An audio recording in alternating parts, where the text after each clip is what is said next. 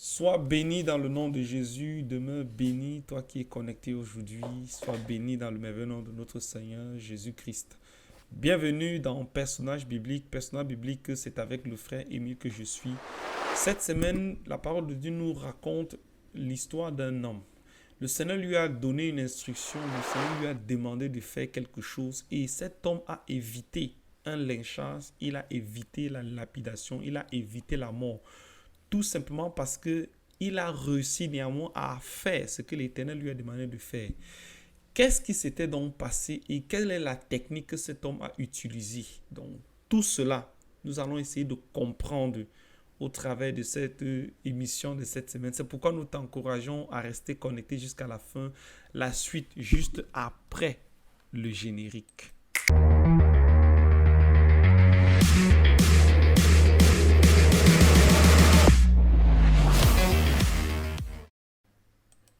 Une fois de plus encore, bienvenue dans Personnage biblique. Cette semaine, le thème de cette semaine, c'est la prudence de Gédéon. La prudence de Gédéon. Donc, nous allons aller comprendre parce que nous avons introduit en disant qu'il a reçu une instruction et il a évité de justesse le lynchage, il a évité la mort. Pourquoi? À cause de la prudence. Donc, nous allons aller comprendre comment est-ce que Gédéon a opéré. Nous allons tirer une sagesse et cela va nous aider à opérer de la même manière pour éviter certains problèmes. Amen. Donc, nous allons aller dans la parole de Dieu, nous allons aller lire sur notre ordinateur. Comme nous avons vu, le thème, c'est la prudence de Gédéon. Donc, nous allons aller tout de suite dans Juge chapitre 6. La Bible dit au verset 10 que « Je suis l'Éternel votre Dieu, vous ne craindrez point les dieux des Amoréens dans le pays desquels vous habitez.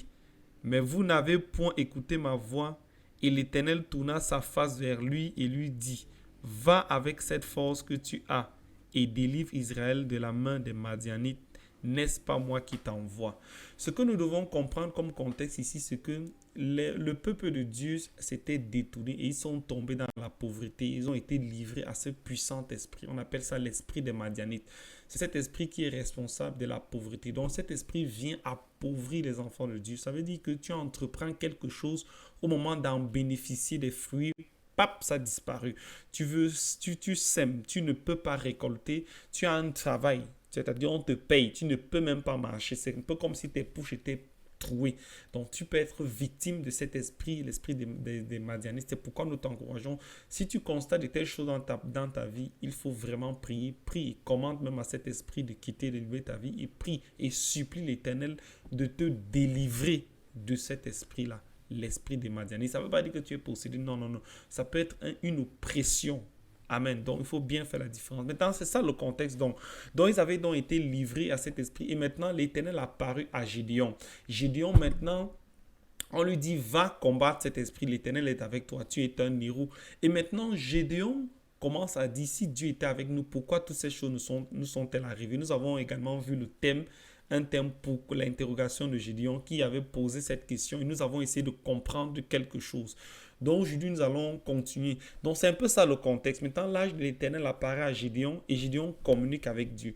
C'est pour ça que Dieu, à un moment donné, lui dit, va avec la force que tu as. Voilà un peu ça le thème. Donc nous allons descendre tout de suite restant dans le même chapitre, nous allons descendre plutôt au verset 25. Donc Juge chapitre 6, verset 25, la Bible dit que, or, dans cette même nuit, l'Éternel lui dit, prends le jeune taureau de ton père et un second taureau de 7 ans et démolis l'autel de Baal qui est à ton père et coupe l'emblème d'Achéra qui est au-dessus de lui. Nous allons d'abord un peu revenir, avant de continuer, nous allons un peu revenir toujours au verset 10. La Bible dit quoi? Vous ne craindrez point les dieux des Amoréens dans le pays desquels vous habitez.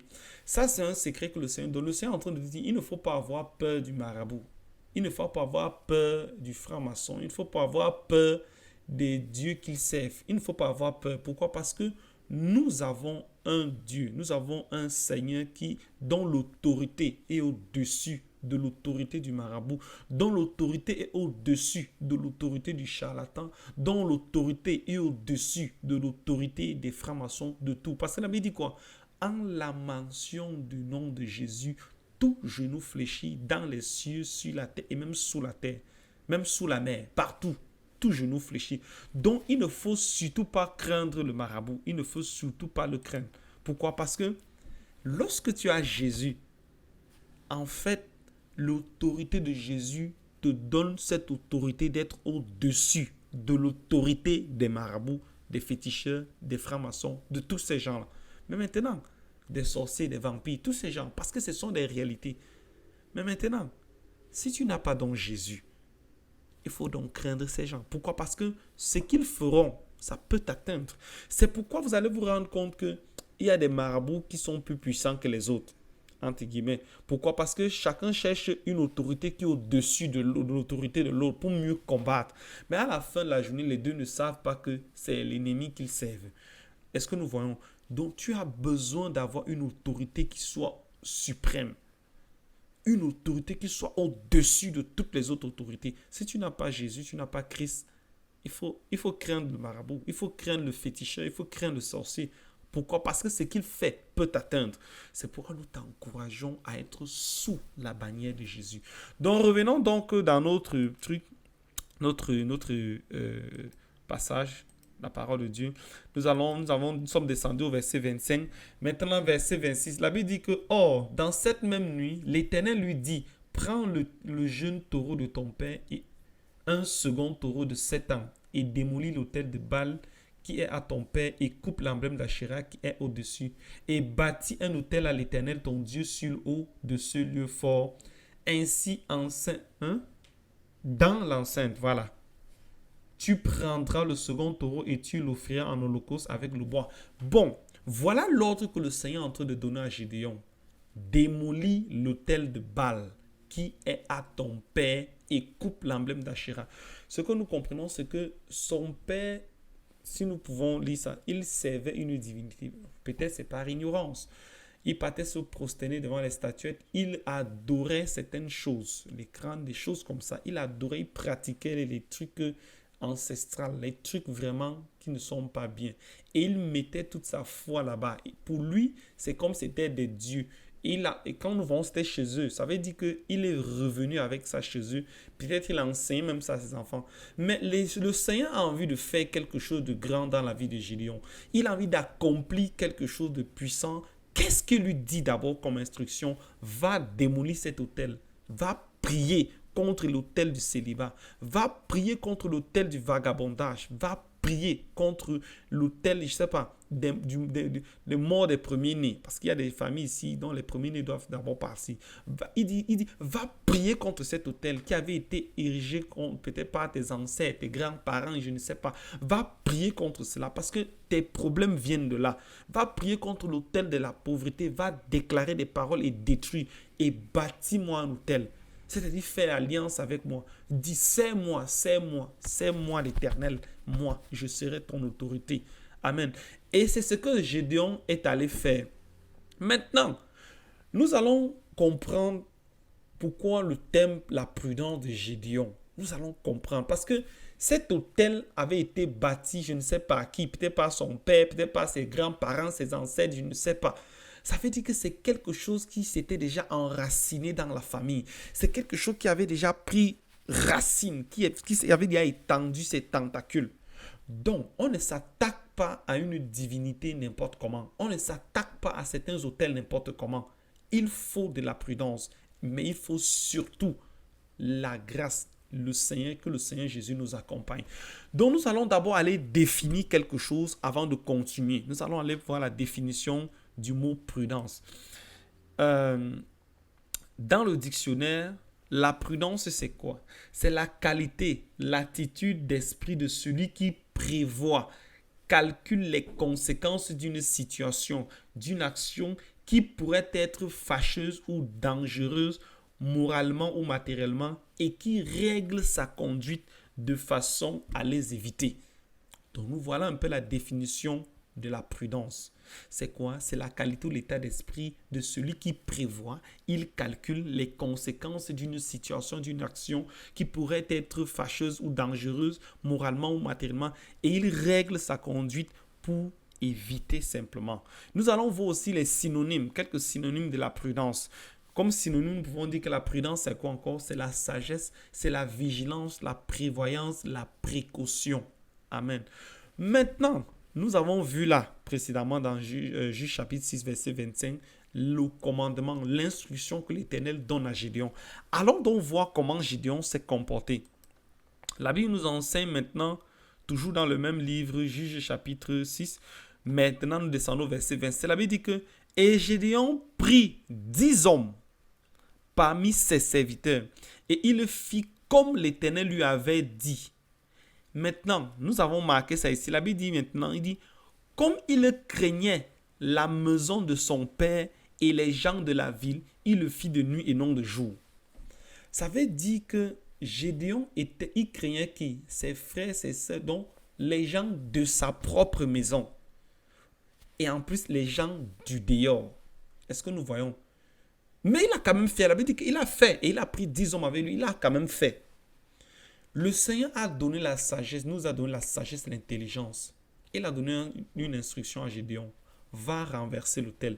Il n'a pas dit, il a dit de quelle manière, mais il n'a pas dit la technique que Gédéon devait utiliser. C'était à Gédéon de penser, de dire, bon, comme on a vu la définition de prudence tout à l'heure, il le prévoit, il a calculé, il a dit, bon, voilà, cet hôtel a déjà des générations ici dans cette famille. Maintenant, quelle est la technique que je peux utiliser pour détruire ça? Est-ce que je vais forcément aller appeler les parents? Oh, il faut renverser ça, il faut casser les statues de chez toi. Ce n'est pas ça la sagesse. Pourquoi? Parce que tu t'attires des problèmes. Nous allons voir la suite. La Bible dit qu'au verset 28 que et au matin, les gens de la ville se levaient de bonne heure et voici l'autel de Baal avait été démoli et l'emblème d'Achéra qui était au-dessus était coupé et le second taureau était offert en holocauste sur l'autel. Bon, nous allons continuer toujours ce que nous allons comprendre quelque chose. Parce que le matin, les gens de la ville se sont posés des questions. Ils sont venus, ils ont constaté. Est-ce que nous voyons? Gédéon a réussi à accomplir la mission que le Seigneur lui a donnée. Mais le Seigneur ne lui a pas dit de la technique à utiliser. Le Seigneur m'a dit, va couper. Dieu lui a déjà donné la sagesse. Je veux t'annoncer, mon frère, ma soeur, que l'Éternel t'a donné l'intelligence. Il t'a donné la sagesse. Nous devons être capables d'utiliser cette sagesse pour éviter certaines situations. La Bible nous enseigne maintenant dans Juge chapitre 6, verset 29, maintenant que nous avons intitulé ça les représailles spirituelles. La Bible dit que et ils se disent les uns aux autres, qui a fait cela? Et ils s'en informaient et firent des recherches. Et on dit c'est Gédéon, fils de... Bien évidemment, ce n'est pas Gédéon qui a dit. On dit là qu'il a pris 10 hommes. Peut-être c'est l'un des hommes là qui a dit, c'est lui qui l'a trahi. Tout ce que nous allons faire, tout ce que tu fais ne peut pas rester caché. Un jour, ça sera dévoilé. Mais le plus important, que ce soit dévoilé lorsque tu es déjà à l'abri. Maintenant, la Bible dit que les gens de la ville disent à Joas, nous rappelons que Joas c'est le père de Gédéon. Écoutons bien ce qui se passe ici là. Ça c'est un secret spirituel également. La Bible dit, fais sortir ton fils et qu'il meure, car il a démoli l'autel de Baal et il a coupé l'emblème d'Achéra qui était au-dessus. Maintenant, la question que nous allons nous poser, l'autel de Baal là, ça appartenait à qui? À son père, non? Parce que la Bible dit que l'Éternel dit, renverse l'autel de Baal qui appartient à son père. Maintenant, Joas c'est qui? C'est le père de Gédéon. Maintenant, qui sont ces gens qui viennent pour vouloir faire mourir Gédéon? Les gens du dehors, les gens de la ville. Est-ce que nous voyons un peu? Maintenant, il passe par qui? Il passe par son père. Donc, nous devons comprendre que parfois, l'ennemi, pour venir détruire quelqu'un dans une maison, passe parfois par quelqu'un dans cette maison qui ouvre une porte. N'ouvre pas la porte. Ne sois pas cette personne qui ouvre la porte. Ne sois pas cette personne qui ouvre le portail pour que l'ennemi entre et détruise ta famille. Ne soyons pas ces gens-là. Nous voyons aussi que parfois l'ennemi ne peut pas facilement te toucher. C'est souvent ça, ces esprits familiers. Ils passent parfois en connivence avec les gens de la maison. C'est ce qui nous rappelle parfois le mode opératoire de certains vampires sorciers. Parfois, ils passent par là en association avec les vampires et les sorciers de nos villages pour pouvoir nous atteindre. C'est ce qui s'est passé. Maintenant, Joas, le père, va défendre son fils. Il va dire, mais non! Si vous voulez toucher mon fils, mais attendez, allez dire à ce Dieu-là que mon fils a renversé son autel, que lui-même vient de se défendre. La prudence de Gédéon. Gédéon a réussi à renverser l'autel de Baal. Il a réussi à couper l'emblème d'Achéra. Il ne l'a pas fait de jour, il l'a fait de nuit parce qu'il avait dit qu'il craignait les gens de la ville. Est-ce que ça veut dire que Gédéon était faible? Non. L'Éternel était avec lui. Dieu était avec lui. C'est Dieu qui a dit, va, va, je suis avec toi. Mais ce n'est pas parce que Dieu était avec lui qu'il s'est levé comme, je ne sais pas, un mouton, comme une chèvre pour faire ça. Il a usé de la sagesse. À la fin de la journée, il a réussi à accomplir. Bien-aimé dans le Seigneur, nous t'invitons donc à rester connecté pour la suite. Nous allons comprendre encore quelque chose. La deuxième partie, c'est l'exhortation. Donc nous allons comprendre quelque chose. Nous t'invitons à être connecté juste après cette courte respiration. Une fois de plus encore, bienvenue dans Personnage biblique. Nous allons passer. Nous sommes sur la deuxième partie qui est petite exhortation. Cette semaine, bien aimé, nous avons vu la prudence de Gédéon. Nous avons compris que le Seigneur lui a demandé d'aller détruire l'autel de Baal. Nous avons compris que l'Éternel lui a demandé d'enlever l'emblème, de couper l'emblème d'Achéra qui appartenait à qui? À son père. Et Gédéon a pris 10 hommes. Il a accompli cela de nuit et non de jour. La Bible dit qu'il craignait les gens de la ville et ceux de sa maison. Donc il craignait les représailles spirituelles. Bien que ces représailles sont venues, mais Gédéon les craignait quand même. Et il a réussi à couper cela. Il a réussi à détruire cela. Pourquoi? La Bible nous enseigne également, le thème de petite exhortation, c'est prudent comme un serpent. Prudent comme un serpent.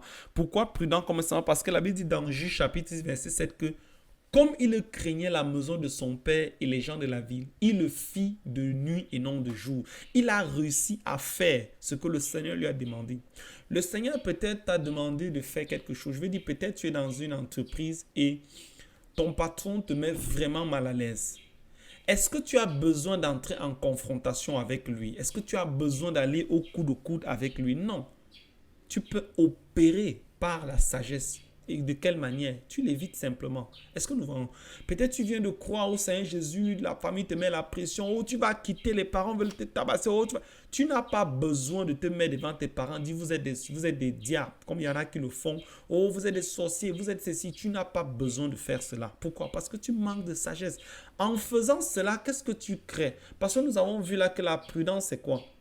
C'est aussi calculer le risque pour éviter le risque. Tu dois éviter simplement le risque. Pourquoi? Parce que on a parlé des conséquences qui peuvent être fâcheuses moralement. Parce qu'en taxant tes parents, par exemple, de diable, qu'est-ce que tu fais? Tu détruis, tu les choques moralement. Et ce n'est pas important. Christ t'a sauvé, amen. Il ne t'a pas demandé d'aller entrer en confrontation avec tes parents pour l'insulter. Tu n'as vraiment pas besoin de bloquer tes parents. Tu n'as vraiment pas besoin, je ne sais pas, d'insulter tes frères. Évite simplement les confrontations. Le plus important, c'est quoi? Qu'est-ce qui est plus important? C'est de recevoir Christ. C'est vrai, tes parents peuvent te prendre, on peut te prendre, on te met en prison, on te tape. Ça, c'est autre chose. Je dis, tu n'as pas besoin de te placer, insulter, parler, que vous êtes des vampires. Non, ce n'est pas nécessaire. Amen. Il faut être prudent. Il faut être prudent dans ce que nous faisons. Gédéon a été prudent. Gédéon, la Bible dit qu'il a évité, on devait le tuer. Pourquoi? Ça veut dire quoi? S'il partait de jour devant tout le monde, que c'est aujourd'hui qu'il m'avait arraché ça, qu'est-ce qui allait se passer? Non seulement la tâche devait être très compliquée, peut-être on pouvait même le tuer. Il avait dit quoi? Que mais Dieu, ne m'as-tu pas envoyé? Pourquoi me laisses-tu donc mourir? Il n'a pas été sage, mais Gédéon était prudent. Et la Bible nous enseigne donc dans Matthieu chapitre 10, verset 16, quoi. Voici, je vous envoie comme des brebis au milieu des loups. Soyez donc prudents comme des serpents et simples comme des colombes. La prudence, dès que tu bouges, pap, de la sauter. Calcule le risque, ce que je m'apprête à faire là, ce que j'ai envie de faire là. Quel est le risque? Est-ce que j'ai forcément besoin d'entrer en confrontation avec ma famille parce que j'ai cru, parce que ma famille s'oppose à ma foi? Est-ce que j'ai besoin d'aller au couple avec eux? Est-ce que j'ai besoin d'entrer en confrontation avec mon patron, mon collègue, parce qu'il me parle, mon supérieur hiérarchique? Je n'ai pas besoin. Je peux opérer par la prudence. Et la meilleure manière, c'est quoi? C'est d'être performant dans le travail que tu fais. Amen. La meilleure manière, c'est être performant en entreprise. Pourquoi? Parce que tes résultats vont se faire remarquer. Parce que tu es performant dans ce que tu fais. ils n'auront guère autre choix que de t'appeler. Mais si tu n'es pas performant et que ton patron, tes collègues, ton supérieur te met mal à l'aise et que tu réponds, on va te chasser. Amen. La prudence. Il faut être prudent. Est-ce que quand je voyage, si je voyage, je mets la roue de secours, est-ce que ça veut dire que je crains? Non, je suis simplement prudent. Je prends des précautions. Amen. Est-ce que la pensée me traverse que je vais faire l'accident? Non, je suis prudent. Lorsque tu entres dans un avion, les hôtesses, avant le décollage, vous montrent quoi? Les techniques pour voler. On dit, pas pour voler, je dis en cas d'accident, en cas de crash d'avion. On dit, voilà comment vous allez mettre le gilet, vous tirez, pap, voilà l'issue de secours. Lorsque vous tombez dans l'eau, s'il y a crash, voilà, les masques à oxygène. Est-ce que pendant qu'on fait, est-ce que c'est que ça traverse l'hôtesse qu'il y aura crash d'avion? Non. C'est pas qu'il y aura crash d'avion. Amen. Mais on prend déjà des précautions. La prudence. Il faut calculer le risque. Il faut calculer tout ceci. Évite simplement. Il y a des cas où tu peux simplement éviter. Amen. Bien-aimés dans le Seigneur, que les bontés de l'Éternel manifestées en Jésus soient notre partage maintenant et pour toujours. Amen. C'était Personnage Biblique. Rendez-vous la semaine prochaine pour une nouvelle émission. Sois béni dans le nom de Jésus. Shalom, shalom, shalom. Mélodie venue du ciel, un chant doux et merveilleux. Tous les anges en harmonie se rassemblent pour célébrer ton nom. D'une seule voix, ils célèbrent le nom de Jésus.